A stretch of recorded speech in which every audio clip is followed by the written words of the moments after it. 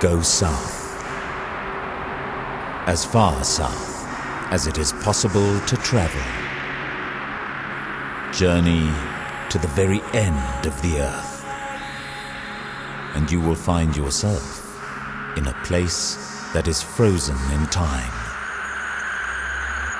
Frozen in the grip of the ice age that once covered our world. Go south to a desert where no tree grows, where the wind howls at speeds of up to 300 kilometers per hour, where rain rarely falls, and yet 70% of the Earth's freshwater supply lies cruelly locked in shelves of ice. Go south to a place that has never known war, that belongs to no nation, that is home to no tribe or clan or indigenous race.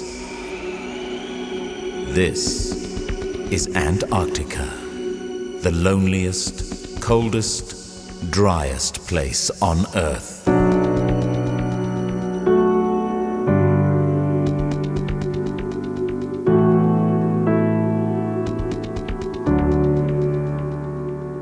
And yet, even here, man has left his mark. Since the first explorers crossed the polar ocean and set foot on fields of ice in the early 1820s, this forbidding continent has drawn hundreds of travelers and adventurers from across the globe. Some, such as Amundsen and the doomed party of Robert Scott, have come in the spirit of restless questing that drives man to go where no man has gone before. Some, such as Edmund Hillary, first man to climb Everest, have come because there are greater challenges, more remote locations to conquer. But many more have come in the cause of science, their curiosity stirred by unanswered questions in every arena, from the weather to the movement of ice to the mating habits of penguins. Many nations have established bases and research stations here.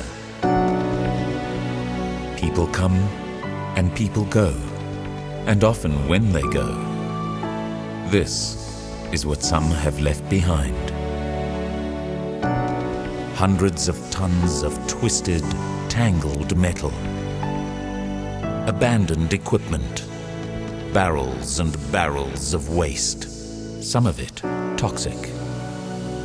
This is the hidden legacy of man's Antarctic missions.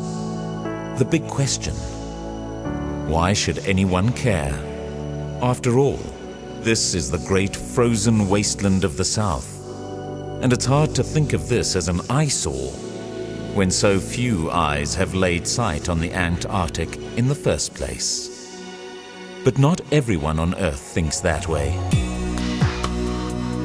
Professor Robert Swan, OBE, regarded by many as the greatest polar explorer and traveler of his generation. He has crossed hundreds of kilometers of windswept, icy terrain in the most arduous and inhospitable conditions. In the process, trudging beneath the searing sun, exposed to the blinding white light that breaks its way through the hole in the ozone layer. The skin of his eyelids has peeled, and his eyes themselves have changed color. But at the same time, the eyes of Robert Swan have been opened to man's desecration of this once pristine landscape, and opened to the power of positive action. Action that could change the world.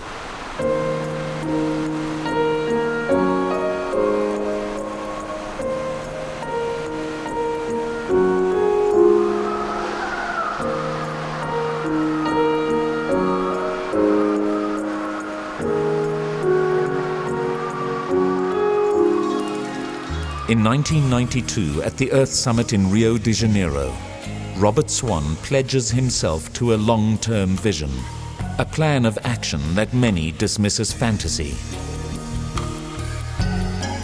challenged by world leaders to deliver a positive message to the next World Summit, a message involving young people, the environment, and the world of business.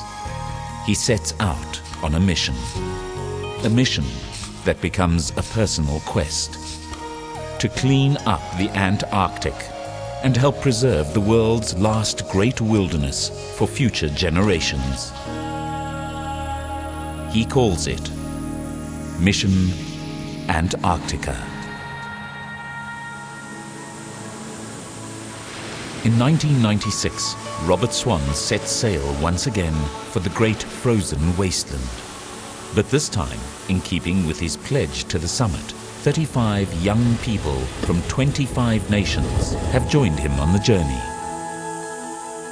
As ambassadors for the youth of the world, their chief task is to help choose a site for a project that seeks nothing less than to win hearts and minds.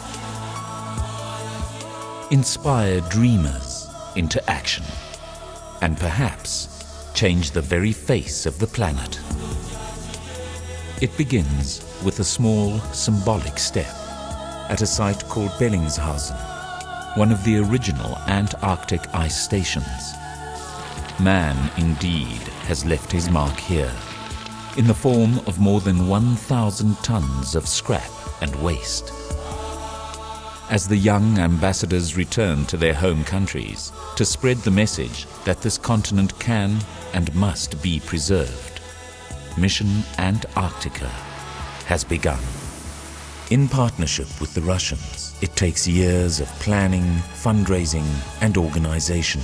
It calls on the cooperation of many nations and the tireless labor of a growing international team for whom the icy winds hold no fear.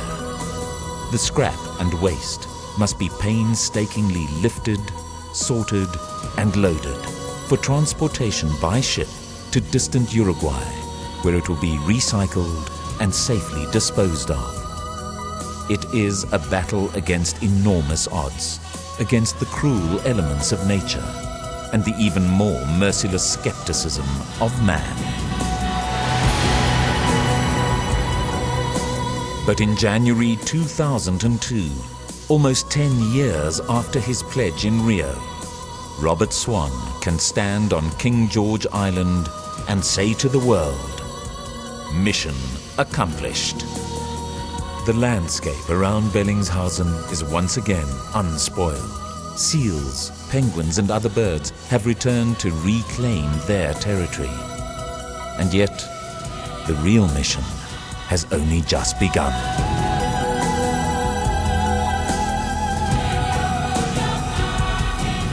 Today, the challenge is not simply to clean up a continent, not simply to remove and recycle Antarctic waste. Today, the challenge is to spread across the world. The two in our own backyards can take small steps to save the planet, to preserve its natural beauty and integrity for the generations of tomorrow.